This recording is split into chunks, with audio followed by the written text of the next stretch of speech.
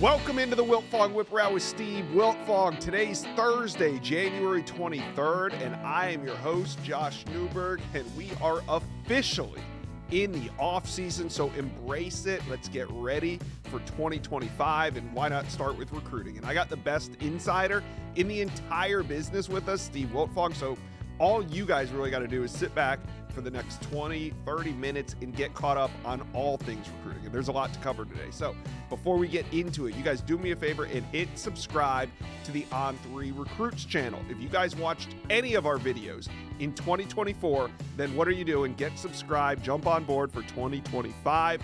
All right, let's bring on Steve Wiltfong. And Steve, before we completely turn the page to 2026, 2025 recruiting still has a little left. We talked about Ty Haywood on the last show.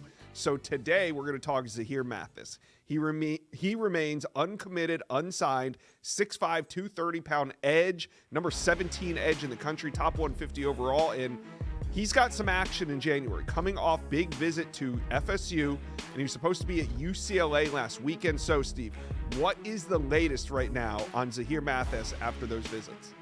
Well, Florida State set the bar in this recruitment with that official visit the weekend of January 11th, the immediate need, the relationship with the coaching staff. Coach Norvell quickly coming up to visit him in Philadelphia following that official visit. He's feeling very comfortable and excited about a potential future with the Seminoles. He did not make that official visit to UCLA. The Fires out west did not allow him to make that trip. We'll see if he's able to fit the Bruins in midweek moving forward. All right, so one visit to FSU this month so far. What's next for Zahir Mathis between now and National Signing Day on that first Wednesday in February? Well, I talked to his coach, Cyril Woodland, this morning, and he said they will be at Michigan as planned this weekend. Florida State's got the number 20 ranked recruiting class in the country. They're working to add Zahir Mathis to the fold. Michigan sits at number 9. We like the way the Wolverines are trending for 5-star offensive tackle Ty Haywood. If they land Ty Haywood, they would jump to number 6. Zahir Mathis, we'd have to get the On3 mathematicians on there. Could they make a push towards the top 5 class with Zahir Mathis? They're a program that I view as a major threat to Florida State moving forward because of what they offer on and off the field. So Michigan official visit is planned for this weekend, Josh. And then he's got Maryland the last weekend of the process before it's time to decide. And the Terps could very well get this done as well. Those are the 3 that I view as the front runners for Zahir Mathis. You still have UCLA in play. Virginia Tech could get a midweek official.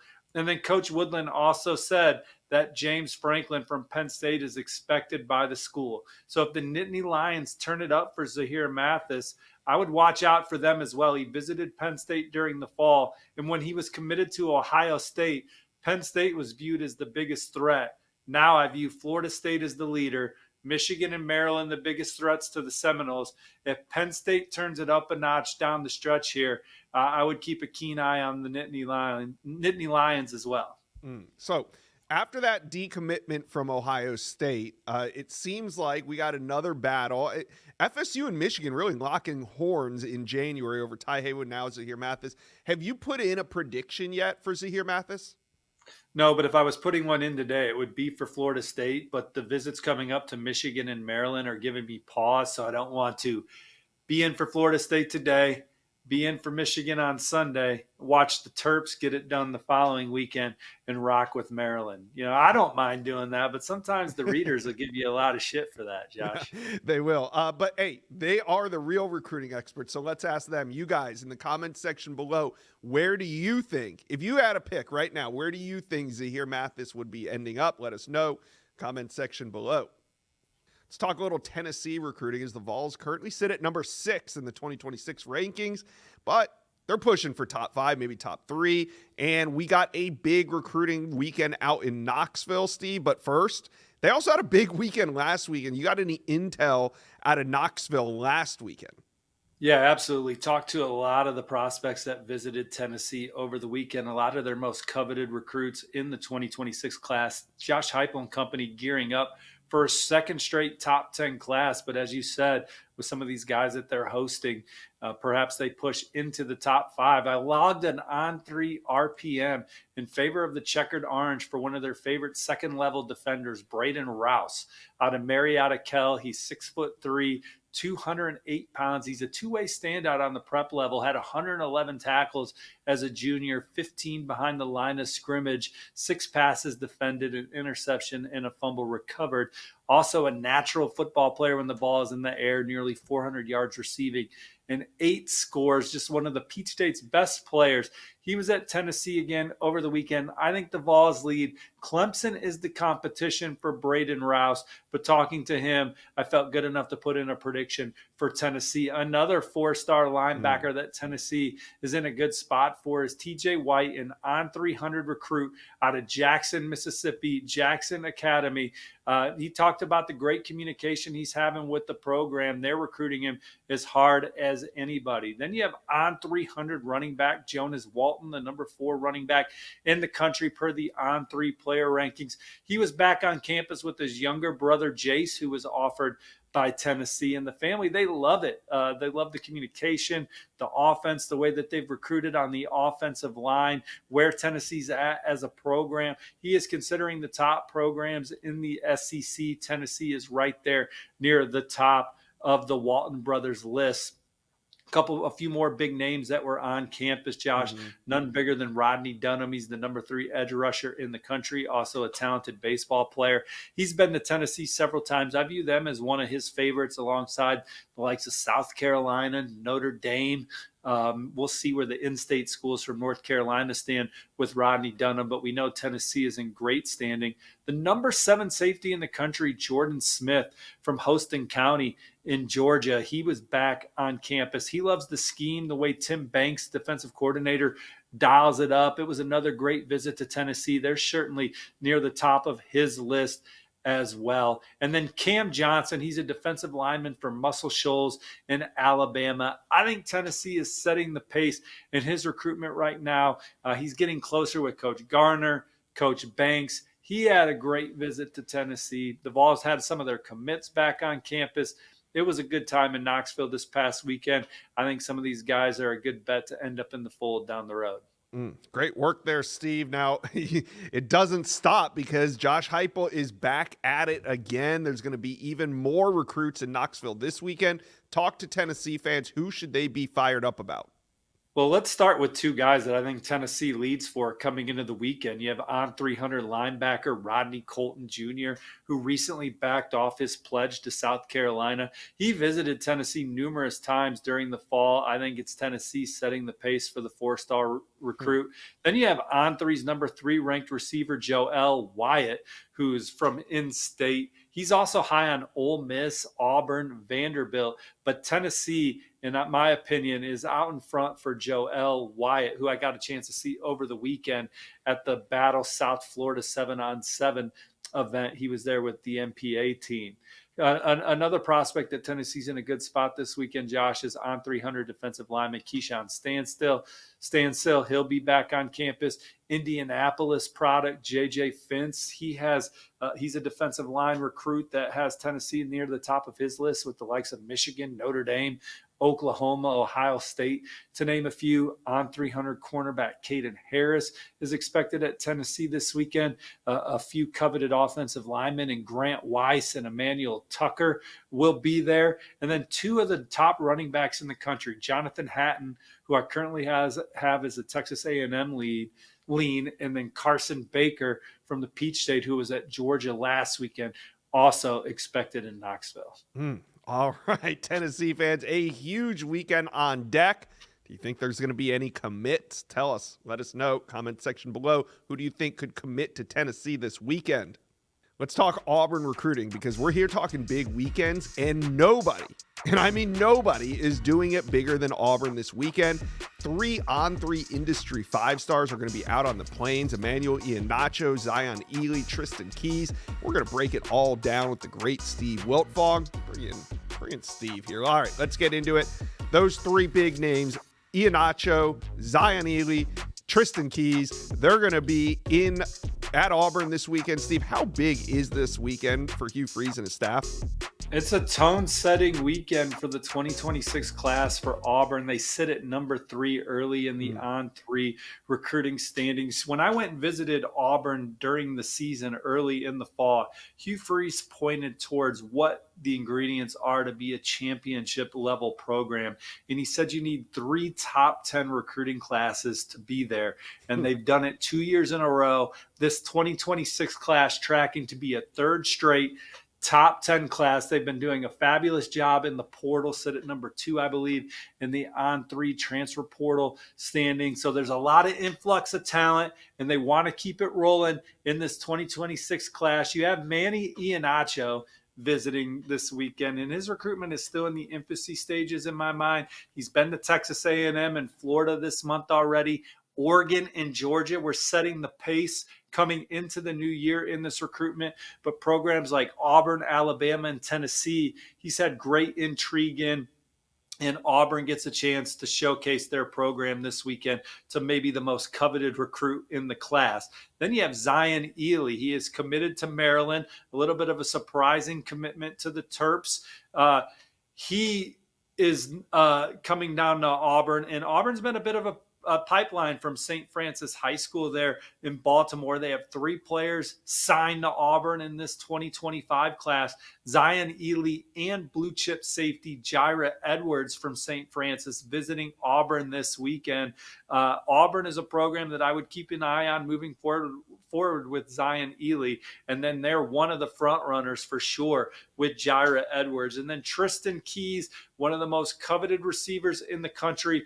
Been a lot of Tennessee buzz around him. Texas A&M's a front runner, but Auburn has been a program to keep an eye on for Tristan Keys. But his recruitment's still pretty wide open as well. And that's not it, Steve. There's a lot more out at Auburn this weekend. Who else are you keeping an eye on? Well, in-state on 300 recruit Sadarian Morgan, Auburn has really emphasized the home cooking on the trail since Freeze and company got there, and they've owned the state. Sadarian Morgan is a prospect that I think that they're in great position for moving forward. Trenton Henderson is one of the most coveted pass rushers in the country. He'll be on campus. And then there might not be a finer tight end recruit in this class than Caden Prothro from the state of Georgia. The Bulldogs are certainly high on his list, but Auburn is right there with a few others for Caden Prothro. 2 more I want to mention. This list is long. You'll want to get over to Auburn Live and On 3 to see who else is expected. But a pair of state champions from Loganville Grayson, 4-star linebacker Anthony Davis and quarterback Travis Burgess will be on campus. Anthony Davis is definitely high on Auburn. Auburn's ace off-field guy, Kenyatta Watson, with the deep ties over there at Grayson, has the Tigers in the middle of it for Anthony Davis and Travis Burgess. Travis Burgess is 6'5", Josh. He's 200 pounds. He's one of the best dual-threat quarterbacks in SEC country. He's a winner. He's also a fantastic basketball player. Auburn was his first SEC offer in December. Now he's visiting campus. I think he has the skill set that Hugh Freeze covets at the position. He would be a guy that would be nice to come in after Jackson Arnold, Deuce Knight. He has the athleticism and talent to really push that room. Auburn's in on him early. He's visiting this weekend, and he is an interesting quarterback target for Freeze and company. All right, Auburn fans, talk to us. You got some big, heavy hitters on campus. Emmanuel Iannaccio, Zion Ely, Tristan Keys. Those are just the 5-stars. Like Steve said, go check out Auburn Live. They're doing a great job of tracking who's coming in this weekend. But what about you guys? How do you feel about these 5-stars? Which out of these 5-stars do you think Auburn will ultimately land? Let us know. Comment section below. Let's talk some Oregon recruiting. The number 1 recruiting class in 2026. The Ducks are off to a hot start, and they got a big weekend on deck. The number 1 recruiting class has a couple number 1 players at their position on campus this week, Steve. A huge opportunity for the Ducks. Let us know who's going to be there. Yeah. 4 number 1s, Josh, at their respective positions. That starts with receiver Chris Henry Jr. He is committed to Ohio State, and he told me over the weekend it is going to be hard to flip him from the Buckeyes. He doubled down on that following Ohio State's national championship win on Monday night. But if there's a program that can do it, the one we're keeping the closest eye on is Oregon. He has been out there since he committed to Ohio State.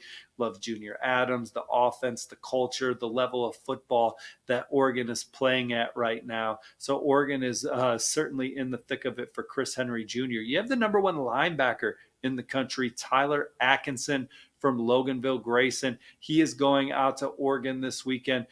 Programs like Georgia, Auburn, Texas, Texas A&M, Ohio State have been in the thick of that recruitment, but he's excited to get out to Oregon, see it, talk football and scheme, and see how he fits in out west. I imagine this visit to Oregon will be a real needle mover for Tyler Atkinson. You have the number one athlete in the country, Brandon Arrington. He was one of the first prospects in California that Dan Lanning went and saw when coaches started getting on the road this month. He enjoyed the dialogue with Coach Lanning, called him a straight shooter, and he is excited to continue to build this relationship with Oregon. Texas A&M and USC are the definite front runners from Brandon Arrington, but Oregon is getting involved. And then you have the number one safety in the land, Blaine Bradford. LSU is the on-3 RPM favorite for the local Baton Rouge Catholic safety, but he is strongly considering 4 other programs. Oregon is one of them. He is excited to get out there and see the culture for himself, get around the staff in person. His older brother signed with LSU in 2025. He obviously has great familiarity with the Tigers, but Notre Dame, Ohio State, Oregon, and Alabama are 4 other programs that he is taking a lot of time to get to know, visit, and go through the process with. And it's Oregon's turn this weekend. Yeah. Oregon's got a lot of top prospects on campus this weekend, Josh. One more name I want to mention, a guy that's not a 5-star, but he's a guy that's near the top of Oregon's board. They were one of the first to offer him, is offensive lineman Jax Tanner. They've had him on campus for camp. He's been to games. He's now expected back this weekend. I think Oregon is the leader for Jax Tanner. All right. I want to talk about these number one players at their position. There's 4 of them. And looking at the names, this is no knock on Oregon. They take big swings at everybody in the country. But looking at Chris Henry's committed to Ohio State. Tyler Atkinson, only going to make his first visit to Oregon, has strong ties to Georgia, some other programs. Brandon Arrington, we know he's been heavily leading toward Texas A&M. Blaine Bradford has ties to LSU. So this seems like a tide-turning weekend for Oregon. Which of the 4 do you think Oregon could really kind of change the pace of their recruitment with this weekend? Well, if you're handicapping the order of where I think Sure. Oregon could land these guys, I think you have to put Chris Henry Jr. number 1. That's not a prediction flip, but just like his familiarity with Oregon. He's been out there a couple times already. They're obviously in the thick of it for him, but he is committed to Ohio State. Brandon Arrington, I would put next. As a California kid that is not committed anywhere yet. Texas A&M and USC doing a good job there, but one of the fastest players in the country. Oregon has a lot to offer. Tyler Atkinson and Blaine Bradford are ones where they have intrigue and excitement about Oregon. It's kind of a new experience for them coming into the weekend. Those aren't the only number 1s coming to campus. You have the number 1 tight end in the country, Kendry Harrison. He is committed to Oregon. He's from North Carolina. He chose the Ducks over the Tar Heels, over Penn State. And you look, it's the new era of recruiting, or it's this age of recruiting. I would imagine Kendry Harrison will keep some other schools warm, but Oregon getting him back to campus, he's the jewel of this class that ranks number 1 nationally. They're swinging at guys like Jared Curtis, the number 1 quarterback in the country. They're at the very least, they're in the top 2 for Jared Curtis right now. So coming off the season they had there, and there's not a head coach. I was talking to an SEC coordinator about this yesterday. There's not a head coach in the country that is more in line with the program's recruitment and involved in the actual relationship building of top targets than Dan Lanning. The way he communicates with the prospects and builds meaningful relationships with the people around him. He gets great respect from his peers across the country for what he does. I know people like to say, oh, it's Phil Knight money, and Phil Knight recruited these 5-stars. And obviously Oregon's got some really nice infrastructure that helps them on the recruiting trail. But there still is as much authenticism with them and the relationships that they build with their top prospects. And then, yes, there are some perks to come into play for Oregon, but you also are getting coached up and you're playing in the biggest games right now. And look, it's hard to win that last game, but they'll go after it again this year with Dante Moore under center. Yeah, Oregon fans, how we feeling about this weekend? Some big, heavy hitters on campus. Chris Henry, Tyra Atkinson, Brandon Arrington, Blaine Bradford, and more. Who do you think, in the end of it all, will be a Duck? Let us know. Comment section below. Let's talk some Texas recruiting. The Longhorns finished with almost finished. We got 2 weeks left with the #1 class in 2025. In 2026, they are just getting started. Only 2 commits, so a lot of opportunity there. So let's talk a little Texas, Steve. Who is expected to be in Austin this weekend? Well, big recruiting weekend for the Longhorns, but Texas is not on the gas at this point in the recruiting cycle.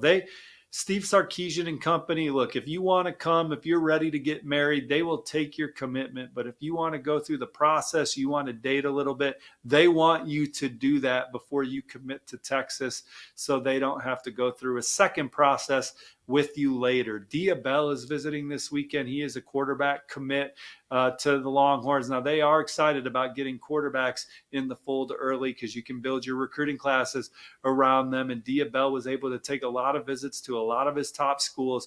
He is committed to Texas. He is expected back this weekend to help build a relationship with a lot of the other coveted targets that are going to be on campus. He was recently offered by Georgia, so always nice to get Diabell back on campus, back around the Texas program, and feeling the good energy and vibes around Austin. A couple of their top running back targets are going to be on campus.